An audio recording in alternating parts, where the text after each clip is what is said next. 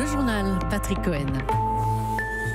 À la une ce matin, du football. Qui ne fait pas aimer le football? Celui de l'équipe de France qui achève son premier tour face au Danemark par un match sans but, sans éclat, sans intérêt. Samedi, ce sera quitte ou double face à l'Argentine de Messi pour une place en quart de finale. Le Lifeline et ses migrants attendus à Malte. La France accueillera une partie des réfugiés, mais le président Macron critique les ONG qui font le jeu des passeurs.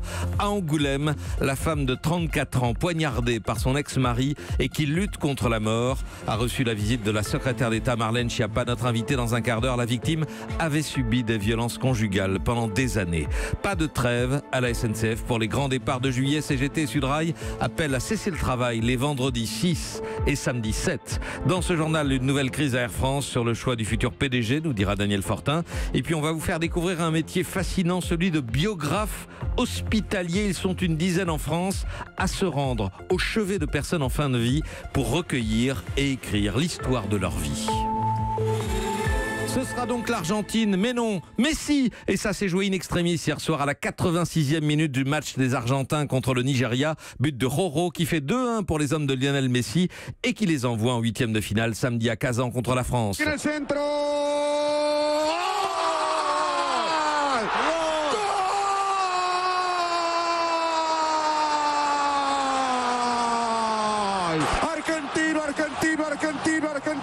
Les commentateurs argentins exultent, ils peuvent, parce que si l'équipe d'Argentine a été jugée poussive et vieillissante, au moins elle a marqué des buts hier, ce qui n'est pas le cas des Bleus, auteur du premier 0-0 de ce mondial russe. Après la bouillie danoise, Simon Rubin, il faudra montrer bien plus samedi. L'Argentine, c'est l'adversaire que tous les joueurs de l'équipe de France voulaient éviter. Une équipe pourtant en grande difficulté depuis le début du mondial, qui a même vécu une révolution en interne, puisque les joueurs argentins ont décidé de mettre au banc leur propre sélectionneur, de le renverser pour prendre eux-mêmes en main la tactique et les choix pendant les matchs. L'Argentine, apparue si fébrile, fait donc tout de même peur à l'équipe de France. D'abord parce que les Argentins sont finalistes en titre. Ils savent ce que cela coûte d'aller en finale de mondial. Et puis, parce que cette équipe revient de l'enfer. Elle a frôlé une élimination catastrophique, mais surfe désormais sur la vague de sa résurrection. Un collectif argentin porté bien sûr par Lionel Messi, une légende qui peut gagner un match à la force de son seul talent. L'Argentine, une nation que les Bleus n'ont plus battue depuis 32 ans, mais que cette équipe de France de 2018 a largement les moyens de renverser samedi. Moscou, Simon Rubin, Europe 1. Et le journal du mondial à suivre à 8h40 avec Jérôme Lacroix. Il est 8h03 sur Europe 1. Les grands départs de juillet seront donc un peu moins grands et plus pagailleux que prévu. Deux syndicats qui pèsent à la SNCF, notamment chez les conducteurs, CGT et Sudrail, veulent jouer les prolongations en appelant à la grève les vendredis 6 et samedi 7 juillet. Ce sont les jours parmi les plus chargés de l'année dans les gares. Bonjour Mathias Vichra. Bonjour. Vous êtes le numéro 2 et porte-parole de la SNCF.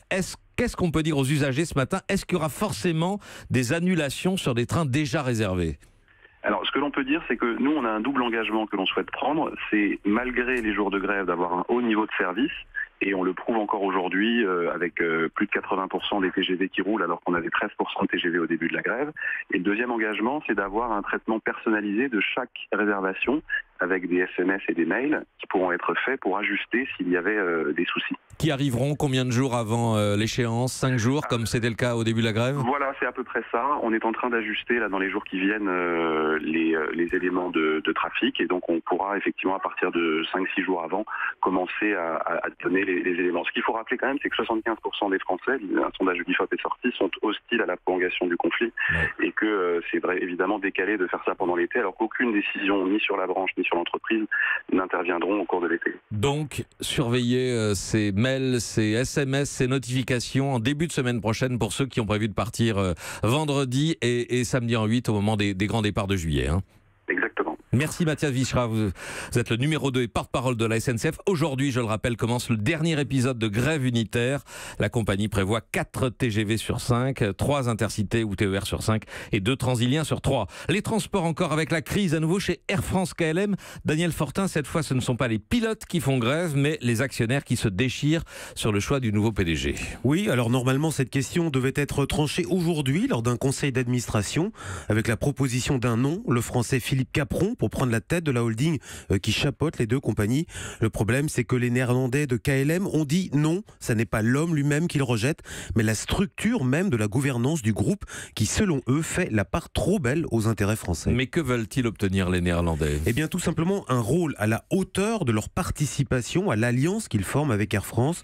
Aujourd'hui, KLM gagne 4 fois plus d'argent que la compagnie française. Elle rencontre aussi beaucoup moins de problèmes sociaux.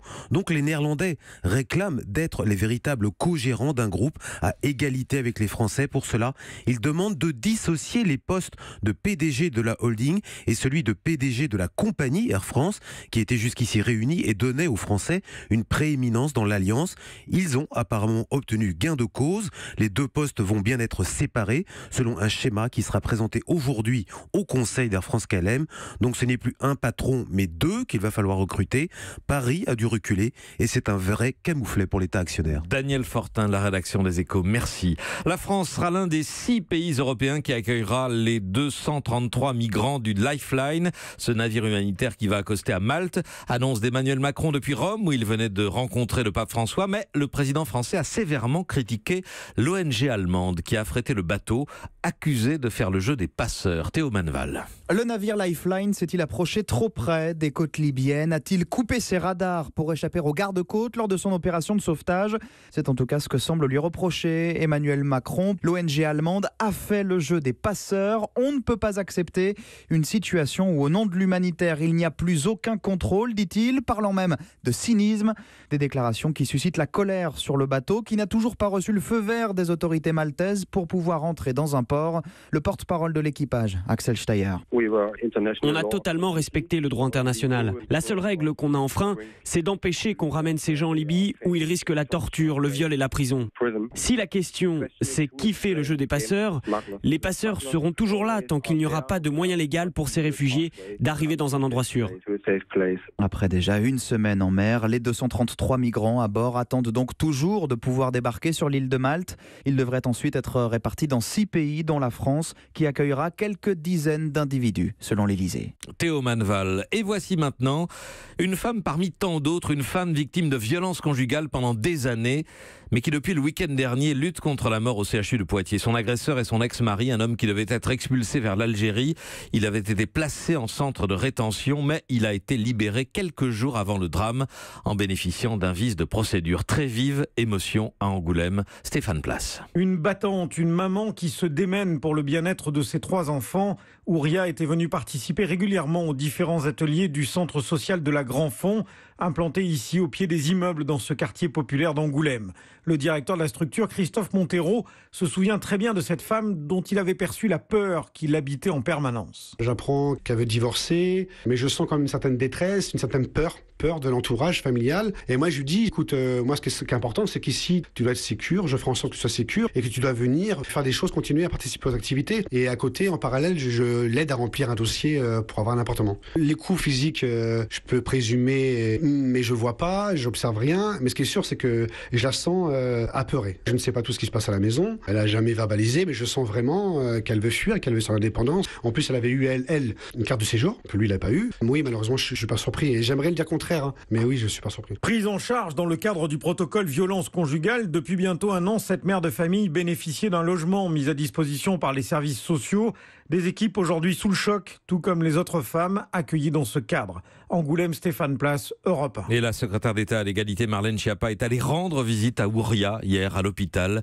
Elle avait rencontré l'an dernier déjà cette mère de famille. Marlène Schiappa sera avec nous en direct à 8h15. Dans un instant, la suite, on va vous présenter ces raconteurs de vie. Ils sont appelés biographes hospitaliers. Europe 1. Il est 8h10. La suite du journal, Patrick Cohen. Faire le récit de sa vie, de toute une vie, au moment où celle-ci vous échappe et peut-être ainsi mieux appréhender ces derniers jours. Il y a maintenant des hommes et des femmes dont le métier est de recueillir cette parole dans les services de soins palliatifs ou dans les maisons de retraite. Recueillir avant de l'écrire dans un livre imprimé et offert aux patients. C'est donc le métier de biographe hospitalier. Reportage à l'EHPAD de Fécamp, Justin Morin. Magali Verdet traverse les couloirs avec sa valise à roulettes. À l'intérieur, des vies, celles de résidents rédigées sur son ordinateur. Certaines ont pris fin, mais d'autres attendent la suite, comme celle de Roger, 86 ans. Allez, on attaque. 1941, les Allemands occupent la Normandie. Un matin, on a entendu un bruit extrêmement violent, un vomissement. Roger n'oubliera jamais les sirènes de bombardement. En face, la biographe hospitalière note tout. Cela fait plusieurs mois qu'elle écoute Roger. Le travail intégré à son projet de soins est bientôt terminé. À la relecture de ce qu'il m'a déjà dit, ça réveille d'autres souvenirs et on peaufine en fait le récit. Oui, et ça me fait du bien. Créée il y a une dizaine d'années, la biographie hospitalière n'est pour l'instant financée que dans quelques villes. Marie-Claire, elle a commencé il y a plusieurs semaines. Dans sa chambre, de nombreuses photos anciennes, sa famille qu'elle craint d'égarer dans sa mémoire. Alors elle n'arrête pas de la raconter à Magali. Vous savez, j'ai 93 ans, hein. C'est-à-dire que je sais que je vais mourir, mais je ne sais pas quand. Donc c'est très important parce qu'à perdre la mémoire, c'est horrible. Hein. Mais enfin, bon, ça intéresse personne. Une phrase que la biographe hospitalière entend régulièrement. Le livre, une fois terminé, vise justement à prouver le contraire. Le fait de relire sa vie, automatiquement, ça réveille des questions. Mais ma vie, elle est quand même pas si banale, ma vie. J'ai fait tout ça, je m'en rendais pas compte. Mais c'est dingue, mais c'est moi. Donc le livre, il permet à ces personnes d'avoir un regard lumineux sur soi. Un regard lumineux qui aide aussi ceux qui restent, les proches. Marie-Claude, une autre résidente, a vu son frère partir il y a 6 mois. Devant elle, sa biographie, dont elle lit la première page. Ah oui, à ma sœur, oui. Elle n'était pas au courant de sa rédaction. Je tiens comme la promenade de mes yeux, toute sa vie, tout mon cœur. Il ne pouvait pas faire plus. Il est toujours avec moi. Au lieu de me laisser aller, ça m'encourage à lutter. Comme Magali Verdet, ils ne sont qu'une dizaine en France à avoir été formés à la biographie hospitalière.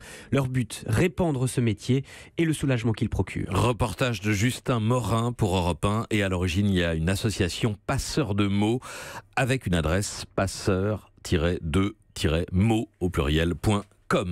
Lui, sa vie ne fait que commencer, mais elle démarre par un coup d'éclat, une traversée de la Manche en solitaire à 12 ans seulement. Ouais, 12 ans, il s'appelle Tom, il est breton, il vient de quitter les côtes britanniques il y a 1 heure direction Cherbourg, et cela à bord d'une coquille de noix, parce qu'il tente leur corps sur un optimiste, comme on en voit dans toutes les écoles de voile, Aude Vernuccio. Oui, un petit voilier d'à peine 2 mètres de long, cela fait maintenant 1 heure que ce blondinet d'à peine 12 ans s'était lancé, petite infidélité à sa classe de 5e. Il faut savoir que Tom a commencé à naviguer à 2 ans sur l'étang de ses parents. Alors c'est pas à 12 que les vagues, le vent et la houle vont lui faire peur. Écoutez-le ce matin juste avant de partir. Ça se passe bien pour l'instant. Là, je suis pas trop stressée pour l'instant. Je prépare ça depuis longtemps. C'est un défi que je me donne pour voir si j'ai le mental suffisant. J'ai plus peur de pas avoir le niveau, en gros, pour terminer la traversée. C'est quelque chose d'unique. On fait pas ça 36 000 fois dans sa vie. Et c'est son projet personnel. Tom a dû négocier avec son père avant qu'il accepte. Et même si c'est son premier fan, il ne le pousse pas à l'extrême. D'ailleurs, il ne le quitte pas des yeux à bord d'un bateau à moteur à une centaine de mètres derrière lui. Nous venons de le joindre en mer. Voilà, ça navigue bien et puis tranquillement le vent se renforce, donc ça accélère et c'est ce qu'il attend. Il veut du vent pour sentir son bateau aller vite. La mer est belle et je sens bien sur son bateau et pour l'instant c'est le départ et puis voilà, on est concentré pour faire en sorte que tout se passe bien. Je pense que je serai ému quand il va arriver. 12 heures, s'il y arrive, ce sera quasiment 3 heures de moins que le précédent record détenu par une jeune fille de 16 ans. Tom espère ensuite suivre le cap de son idole, François Gabard, le ni plus ni moins vainqueur du Vendée Globe, de la Route du Rhum et recordman du monde en solitaire. C'est tout ce qu'on lui souhaite. Aude Vernuccio, merci. Dans un instant, notre invitée, la secrétaire d'État à l'égalité entre les femmes et les hommes, Marlène Schiappa. Europe 1.